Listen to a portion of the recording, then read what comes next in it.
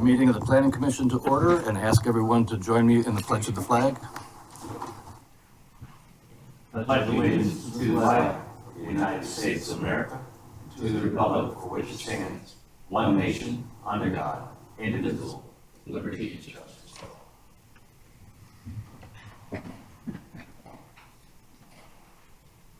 Thank you. Commissioners, you've all had a chance to see the agenda for today's meeting. Are there any additions or corrections? Staff, are there any changes to the agenda today? No changes. Okay, then may I have a motion to approve the agenda? Commissioner Hens moves, Commissioner Mueller seconds. Any discussion? All in favor, raise your right hand. It's unanimous. We have minutes to approve from our meeting of November 20th, 2024. You've had a chance to review those as well. Any corrections or additions? If not, do I see a motion to approve? Commissioner Lobaugh, seconded by Commissioner Campbell. All in favor, raise your right hand. Okay. We have no unfinished business, and so we will move directly into new business. We have two applications to review today, and we will have both information from staff and from the applicants, I understand. The first one would be SUB 001136 2024. It's a public hearing on the application for a deviation from a previously approved major subdivision from Brandon Walton for a project to reconfigure and subdivide lots known as 11 and 13 Seafront Lane. We're first going to have a presentation by Shay and then followed by Trey. So, Shay? Mr. Chairman, yes. before this article, I believe Ms. Walton, or one of her representatives, has a request to make.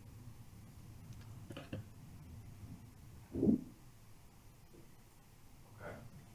We've been advised by council that we may want to table our proposal at this moment in order to have our original attorneys that we have that could not be present today represent us on our behalf.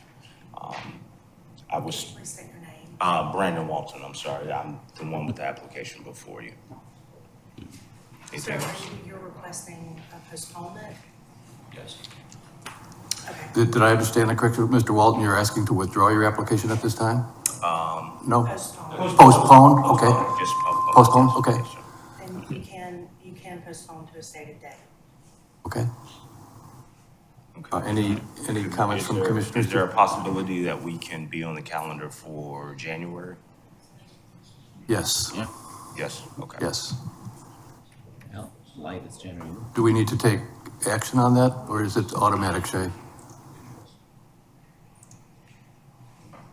Just what we get January, I think.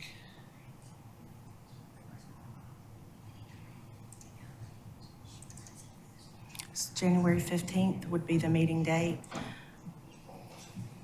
Is it 1 second. fairly light? Well, let's just take action on that. We've had a request from the applicant to postpone this. Can I have a motion to that effect? Commissioner Cordes? So moved. I can't hear what's going on. Can we speak up a little? Yes, ma'am. We have a motion to postpone until January 15th, the application hearing. It's been moved by Commissioner Cordes, seconded by Commissioner Hens. Any discussion by the other commissioners? All in favor of the motion to postpone? Raise your right hand. Okay. Are we good? Okay. Yes, sir. 15th, January? Yes.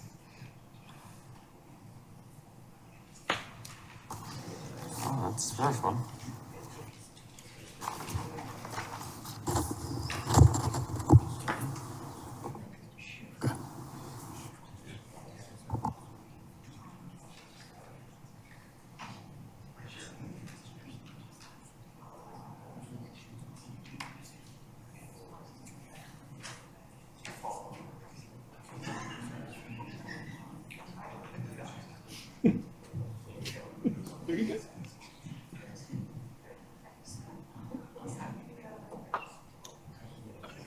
That's good because I'm just gonna focus on one this morning. I've never done one of these before, so we'll kind of figure out what it's all about before we have to do two of those.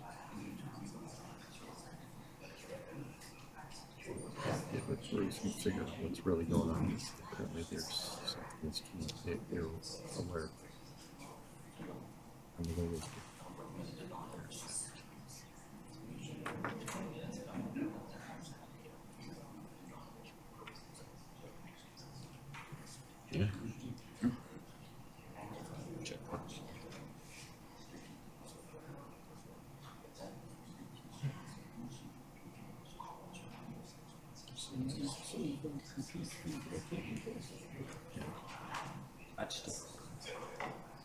So far, so good on the planning commission.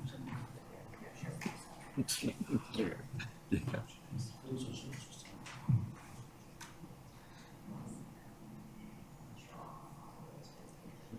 know that I'm one. I apologize, Mr. Chair. We finished just a moment.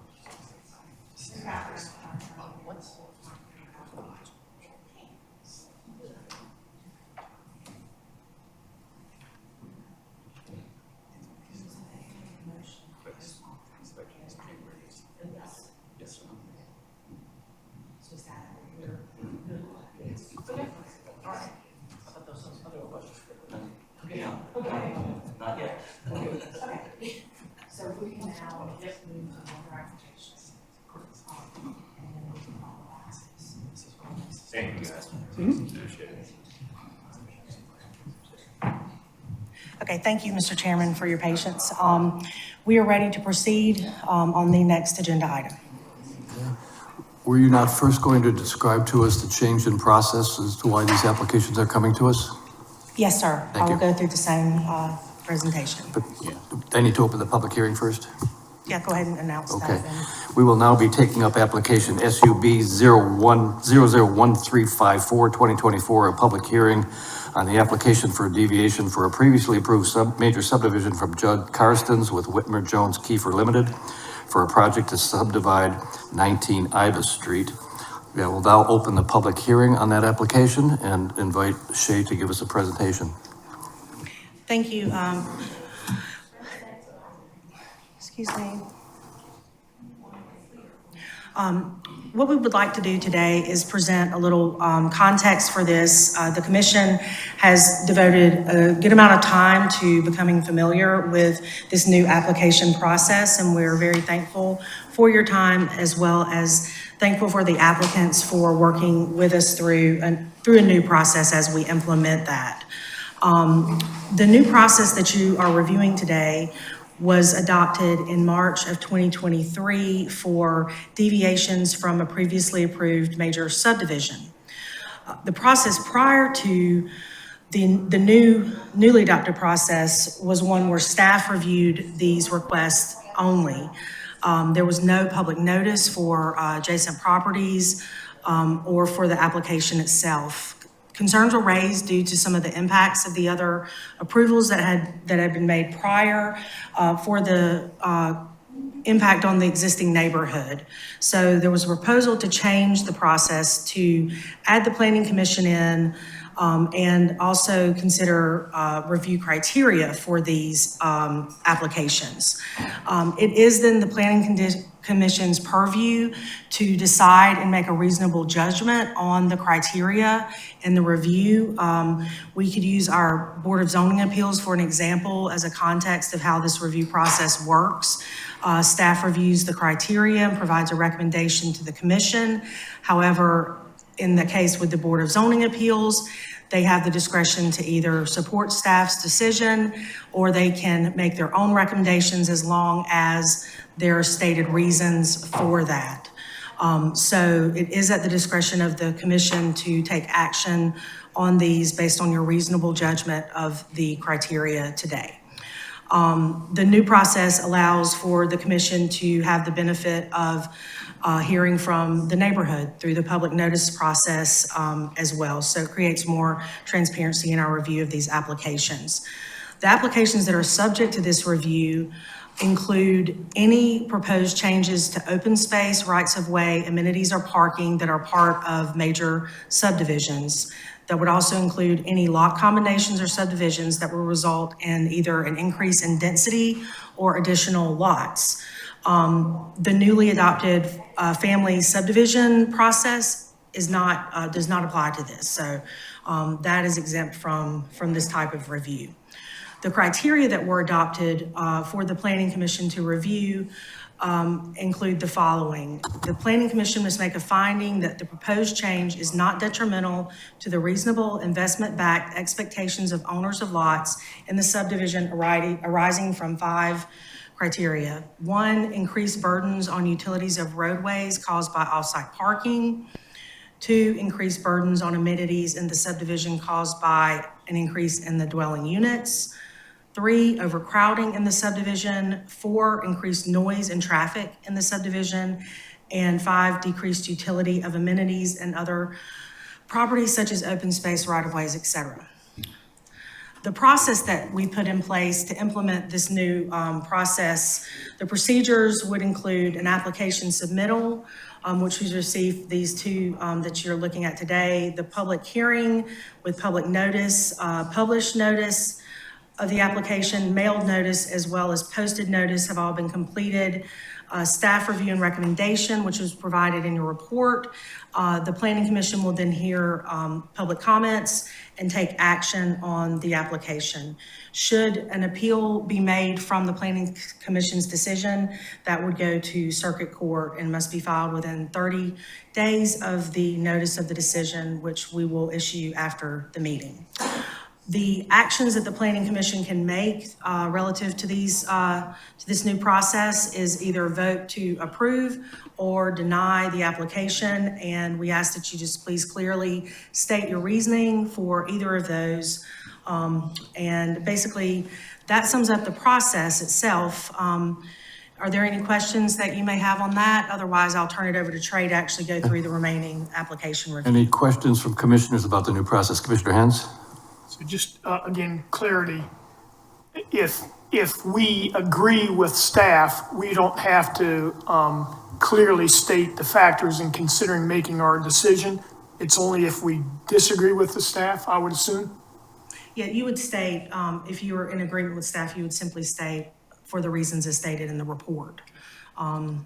For example, if you do not agree with staff, you could state for the reasons stated by the applicant in the report. Other questions or clarifications from Shay on that? Okay, it sounds like we're ready for Trey's presentation.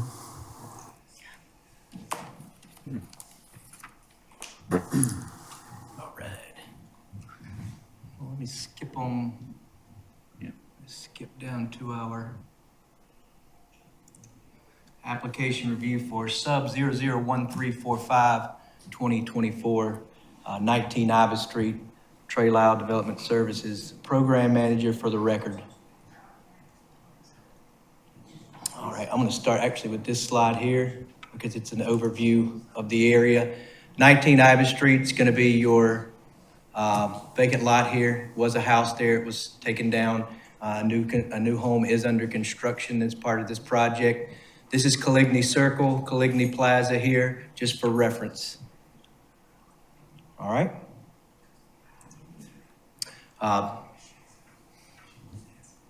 So the first exhibit here, that is the lot as it exists today.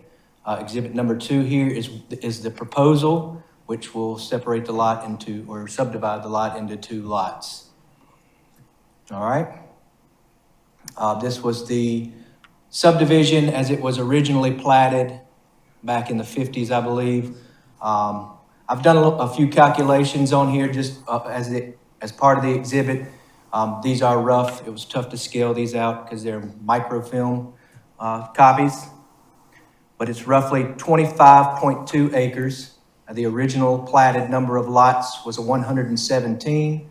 The current number of lots, due to some subdivisions in this area that went through this same process minus the Planning Commission portion, makes the current total number of lots in that area 120. It's RSF 5 as the zoning district. The entitled density, for some reason, I got fat fingered and put the wrong number in there. It's not 161, so we'll cover that up. It's 125 units, and the current density in that subdivision is 116 dwelling units. 4 of those lots not being built on. So even at Even then, it wouldn't exceed the density with this subdivision as it were originally proposed. And this is the plan for the subdivision here. This home, or the white shaded area here, is the current home being built. What you see here is a driveway, one accessing off of Iva Street, one accessing off of Dune Lane. This subdivision is needed because there is a floor area ratio of 0.45 or a maximum of 5,000 square feet in the Forest Beach overlay. This house right here is just slightly under 5,000 square feet to it. So to add their additional living space they would need to subdivide the lot, which by law is fine, to achieve their additional heated space. So a little background, June 13th, 2022 is when the property was purchased. On March 24th, 2023, this deviations from an approved major subdivision amendment was adopted that we're going through here today. A combination plat was approved to increase former lot 13 from 0.46 to 0.58 acres.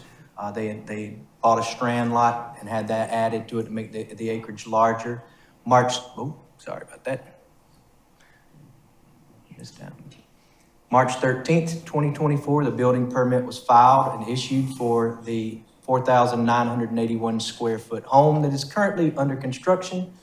On May the 7th, 2024, the Forest Beach overlay floor area ratio reduction was adopted, which moved it from 0.55 to 0.45 and a 5,000 square foot maximum.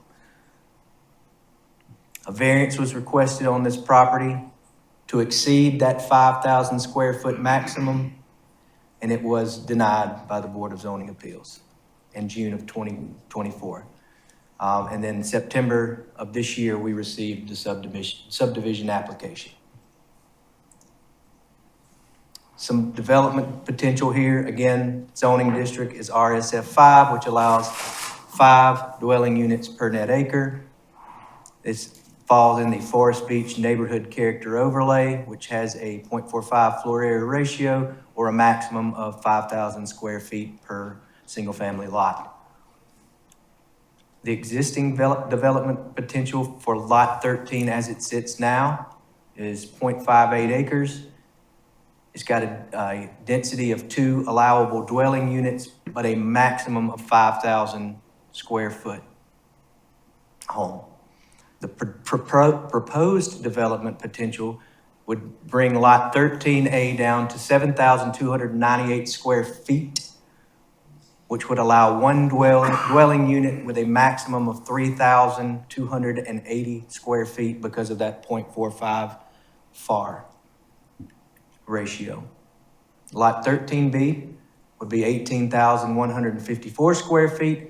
1 dwelling unit would be allowed, and they could exceed that, or they could make it up to 5,000 square foot would be the maximum on that home that they could build on that lot. And that is the reason a subdivision is required to build these 2 dwellings.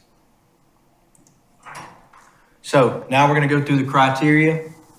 Criteria number 1, a decision to approve a proposed change to a previously platted subdivision shall be based on finding that the proposed change is not detrimental to the reasonable investment-backed expectation of owners of lots in the subdivision arising from, number 1, increased burdens on utility of roadways caused by off-site parking.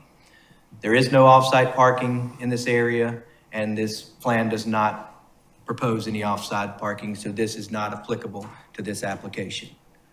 Criteria number 2 is increased burdens on amenities in the subdivision caused by increased number of dwelling units.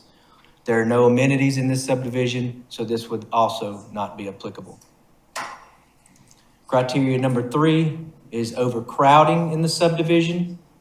So this lot configuration proposed for lot T that is associated with the proposed subdivision will result in the frontage of 2 lots being reduced to a width that is less than all others in the subdivision. I don't believe that's true. That's not for this one. That's not applicable to that one. That would have been the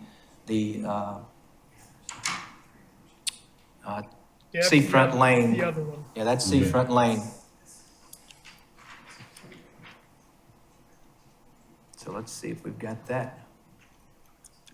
Shay, do you have our staff report for sub? It's in the folder, you can pull it I will. forward there. All right. Post And the meeting day, We're in the 2025s. notes, you want the right one. Bear with me while I get that report for us so we have accurate information here.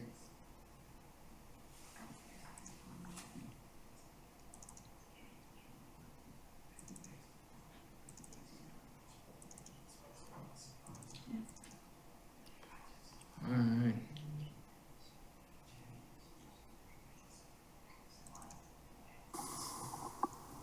All right, here's that staff report. And we were on number 3. And so the finding from staff was the proposed change will result in 1 additional lot. All right? Number 4, increased noise and traffic in the subdivision. The addition of 1 lot to the subdivision will result in additional vehicle trips. And number 5 is decreased utility of amenities and other properties such as open space, rights-of-way, amenities, and parking, or any lot combinations or subdivision. This will increase, the increase of 1 lot will result in decreased utility of the community's rights-of-way. Because of these, staff recommends to the Planning Commission to find that the proposed change is detrimental to the reasonable investment-backed expectations of owners of lots in the subdivision arising from the criteria, and staff recommends that the Planning Commission deny the application. And this is the Planning Commission actions can be to approve or deny and must be based on stated findings. All right? Thank you, Trey. I'm done with my. Questions of commissioners from Trey before we open up to public comment? Commissioner Hens. So, I guess I have, the main question is, the subdivision that was originally planned for 117 lots, and now there's 120, that means some have been, 3 have been subdivided Yes, sir. in those last, how many years? So, but there's only so many density units allowed. Correct. You can't buy more or sell more, I mean, whatever, there's that many density units in Correct. that subdivision. So if anybody is allowed to subdivide their lot, do they automatically get that extra density unit? And the others that may subdivide down the road, there's no density units, so they can't subdivide? So it's not that they would get a density unit, their lot size entitles them to those 2 dwelling units. Their lot size being, I think it was 0.58 in that RSF5 So they have to zoning. buy it, they just get it because their lot is that large. Correct. What if there were, so how many density units are left? Maybe 4? So 3? the 3 unused density units? This exhibit here is not to be taken literally. It is to show you that if this were to come through the subdivision process right now, how it would be reviewed.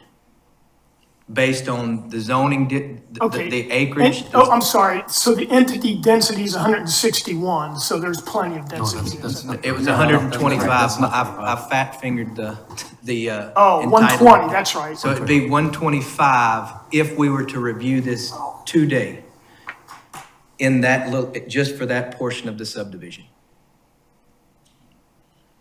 Well, so anybody that would want to subdevelop the lot in the future because it's large enough, they're not gonna get impacted by, there's no more density units available, is what I'm hearing you say. Right. Okay. Your All right. density in this area is determined by the zoning district and the size of your lot. All right. Second question I have is, so somebody bought this lot because it's a lot, and somebody sold it because it's a lot. And that's what was allowed, that's what the subdivision said, is this is a lot, one lot. So if now we allow somebody to subdivide it, was that punished? Because now it's probably worth twice as much because you can fit two houses instead of one.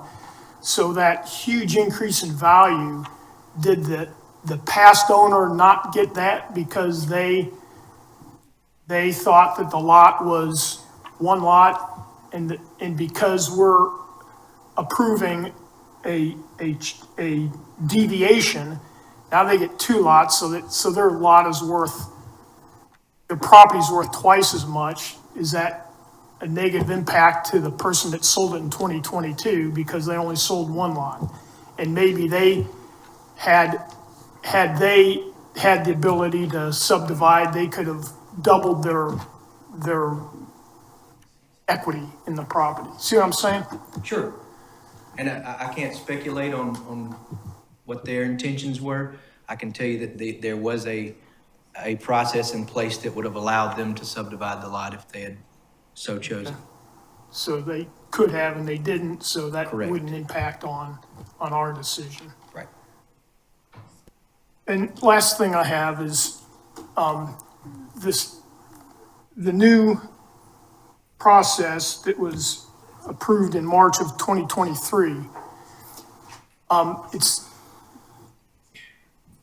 It almost seems like some of these 5 criteria could be subjective. And I guess, it's nothing that you can measure. It's nothing that it is or it isn't. It's subjective, right? That's what it is. So we're kind of making decisions based on our subjective review of the process.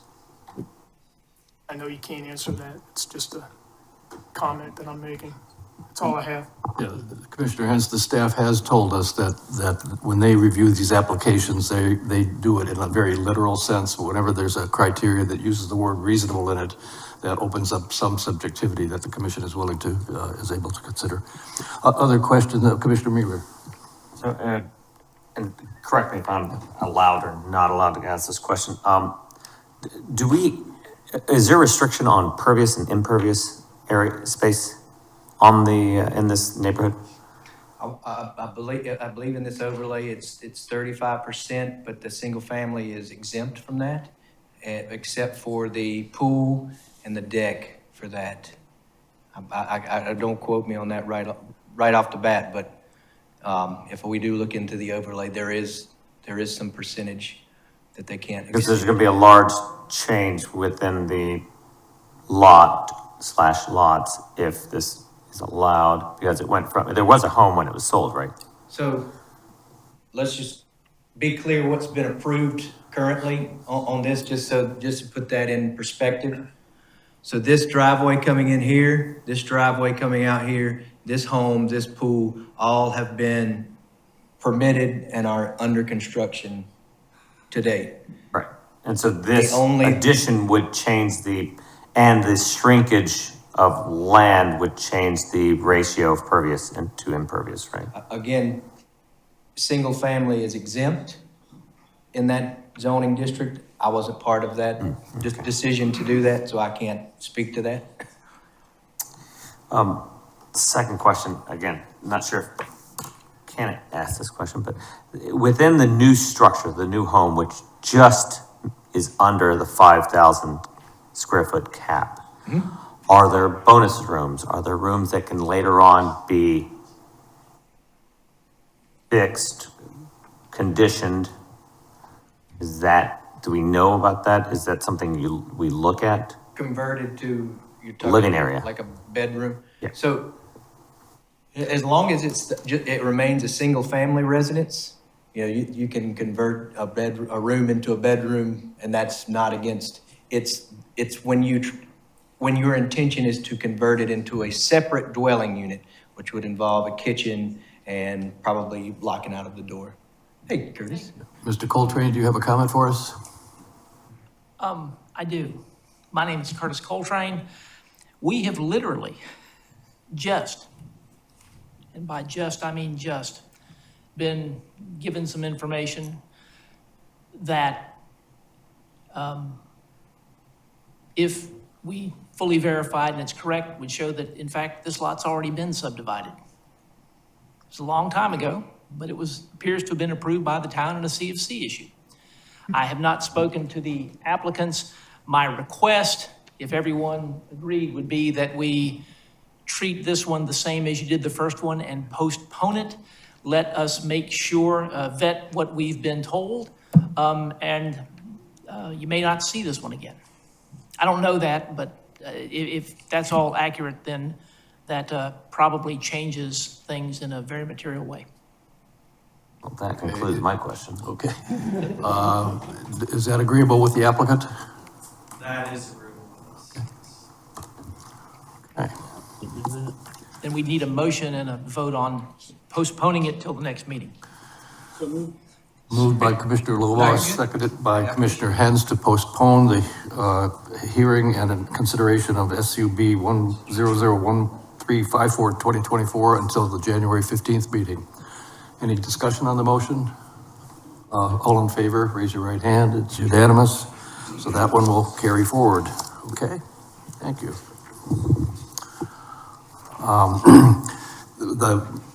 Let me close the public hearing on that since there's no longer a reason to have that, and then now open it up to public comment. Is there anybody in the room who would like to speak to us on an item that's not on the agenda today? Okay, hearing none.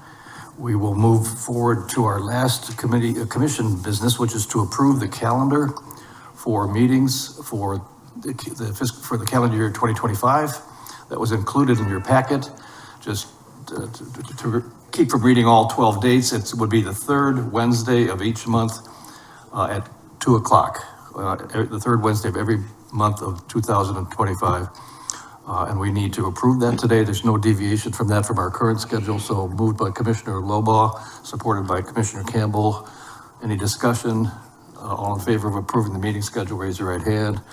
And we're good on that, unanimous. And I believe now it's time for one, do you have a report for us, Shay, to close us out?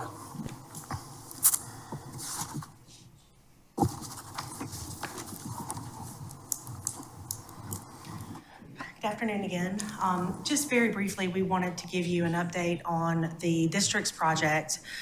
We have gotten a tentative schedule for public meetings that are outlined between mid-January and February for those, and the Planning Commission will be working with us to administer the meetings with the public in each district. So we'll be sharing those dates and times with the commission so you can put calendar holds, and we'll coordinate with you as well on your involvement and other boards' involvement in these meetings as we go out into the public to get input on our district planning process.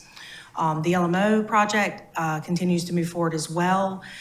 We have scheduled for the priority amendments that to come to the commission for introduction, initial review in January, with the public hearing being held in February. The full code overhaul continues to advance as well, in line with providing recommendations from the districts into that process for changes. If you had any questions on that, I'm happy to. Any questions of Shay on the LMO and district planning? No? Commissioner Hens. On the district plans, are you going to have all 8 of them ready for us to review January, February, or just some of them? We currently have the Skull Creek draft, which is our template to work from. We have a consultant that is formatting draft for all of the districts. Most likely, we won't have that available for debut at the meetings. What we are focusing on for review at those meetings was the content that Town Council reviewed on September 24th at their workshop, where we talked about the theme, character, vision, focus areas, and aspirations for the districts. So we'll be basically taking that information out to the public to make sure that we've gotten it right. And the analysis of the districts, which will then be used to formulate the recommendations that will advance into the plan draft as well. Other questions of Shay on those two items? Great, thank you very much. I don't believe there's any other business to come before us other than to wish everybody a pleasant holiday and safe travel. May I have a motion to adjourn? Adjourn, second, all in favor? We are adjourned. Thank you.